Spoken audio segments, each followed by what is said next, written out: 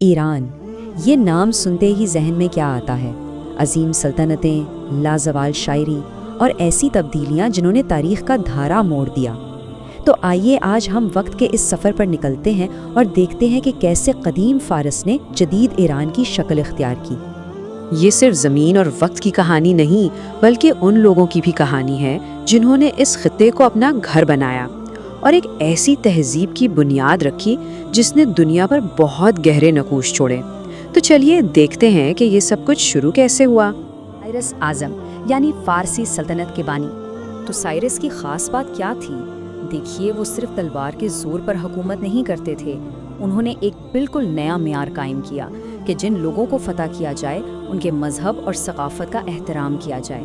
مثال کے طور پر انہوں نے بابل میں یہودیوں کو آزاد کیا اور انہیں اپنے وطن واپس جانے کی اجازت دی۔ اس زمانے میں یہ ایک انقلابی سوچ تھی اور یہی وہ سوچ تھی جس نے ان کی اتنی بڑی سلطنت کو جوڑ کر رکھا۔ یہ موازنہ دیکھیں تو ساری بات سمجھ آ جاتی ہے۔ جہاں زیادہ تر پرانے حکمران صرف طاقت اور جبر پر انحصار کرتے تھے، وہیں سائرس نے انصاف اور رواداری کا راستہ چنا۔ یہ صرف کوئی الگ حکمت عملی نہیں تھی، بلکہ یہ حکمرانی کا ایک بالکل نیا فلسفہ تھا۔ سائرس کے بعد آئے دارائے اعظم اور انہوں نے فارسی طاقت کا ایک ایسا مرکز بنایا جو آج بھی دنیا کو حیران کر دیتا ہے، پرسیوپولس۔ یہ صرف ایک دارالحکومت نہیں تھا، سمجھیں، یہ ایک سٹیج تھا جہاں سلطنت کے کونے کونے سے لوگ آتے تھے۔ یہ اس دور کی ثقافتی اور سیاسی طاقت کا ایک جیتا جاگتا ثبوت تھا۔ لیکن جیسا کہ تاریخ میں اکثر ہوتا ہے، اس کی شان ہمیشہ قائم نہ رہ سکی اور سکندر اعظم کے ہاتھوں اس کا انجام بہت المناک ہوا۔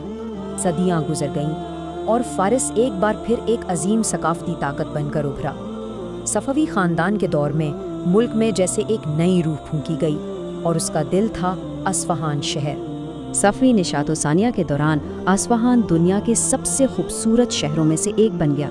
ذرا تصور کریں، نیلے گنبدوں والی مساجد، ہر طرف چہل پہل والے بازار اور ایسے باغ جو فن اور شاعری سے مہک رہے تھے۔ یہ فارسی ثقافت کا عروج تھا جس نے فن تعمیر اور آرٹ کو نئی بلندیوں پر پہنچا دیا۔ اور اصفہان کا دل تھا نقش جہاں اسکوائر۔ یہ صرف ایک چوک نہیں تھا، بلکہ ایک ایسا مرکز تھا جہاں مذہب، تجارت اور شاہی طاقت سب ایک جگہ نظر آتے تھے۔ یہ صفوی فارس کی روح کا ایک زندہ عکس تھا جو آج بھی دیکھنے والوں کو اپنے سحر میں جکڑ لیتا ہے۔ اب ہم اپنی کہانی کے سب سے ہنگامہ خیز باب کی طرف بڑھتے ہیں۔ 20ویں صدی ایران کے لیے بہت تیز رفتار جدیدیت لائی اور ساتھ ہی ایک ایسا انقلاب بھی جس کی گونج پوری دنیا میں سنی گئی۔ تو پھر سوال یہ پیدا ہوتا ہے کہ آخر 2500 سال پرانی بادشاہت ختم کیسے ہو گئی؟ یہ جدید ایران کی کہانی کا سب سے اہم سوال ہے اور اس کا جواب ظاہر ہے سیدھا سادہ نہیں ہے۔ اس میں کئی خاندانوں کی کہانیاں ہیں، بیرونی طاقتوں کا کردار ہے اور ایک ایسی انقلابی تحریک ہے جس نے سب کچھ بدل کر رکھ دیا۔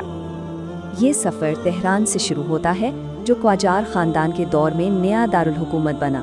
پھر پہلوی خاندان آیا جس نے ملک کو جدید بنانے کی کوشش کی، لیکن ان کے دور میں سماجی اور سیاسی بے چینی بڑھتی گئی اور آخرکار 1979 کے ڈرامائی انقلاب پر یہ دور ختم ہوا، ایک ایسا انقلاب جس نے سب کچھ بدل دیا۔ 1979 کا ایرانی انقلاب صرف ایک حکومت کی تبدیلی نہیں تھی، اس نے ایک قدیم بادشاہت کا خاتمہ کر دیا، ایک اسلامی جمہوریہ قائم کی اور ایک ایسی قوم کی تشکیل کی جس کی میراث آج بھی اس خطے اور پوری دنیا پر اثر انداز ہو رہی ہے۔ سلطنتیں بنتی ہیں، ٹوٹتی ہیں، لیکن کچھ چیزیں ہمیشہ قائم رہتی ہیں۔ اپنے سفر کے اختتام پر آئیے ایران کی روح کی طرف چلتے ہیں، اس کی ثقافت جو شیراز جیسے شہروں میں آج بھی زندہ ہے۔ شیراز، حافظ اور سعدی جیسے عظیم شاعروں کا گھر، اسے ایران کا ثقافتی دل کہا جاتا ہے۔ یہ وہ جگہ ہے جہاں ہر باغ ایک نظم سناتا ہے اور ہر گلی میں تاریخ گونجتی ہے۔ یہ وہ میراث ہے جو سیاست اور جنگوں سے کہیں بلند ہے۔ یہ جملہ ایران کی تاریخ کے اس عظیم سفر کا بہترین خلاصہ ہے۔ یہ ایک ایسی کہانی ہے جو وقت کے ساتھ ختم نہیں ہوتی، بلکہ نسل در نسل آگے بڑھتی رہتی ہے۔ تو آخر میں یہ سوال رہ جاتا ہے کہ کسی تہذیب کی اصل میراث کیا ہوتی ہے؟ کیا وہ بادشاہوں کے تاج ہوتے ہیں اور سلطنتوں کی سرحدیں، یا پھر وہ نظمیں، وہ باغات اور وہ خیالات ہوتے ہیں جو وقت کی ہر آزمائش سے گزر کر بھی زندہ رہتے ہیں؟ ईरान की कहानी हमें इसी सवाल पर गौर करने की दावत देती है।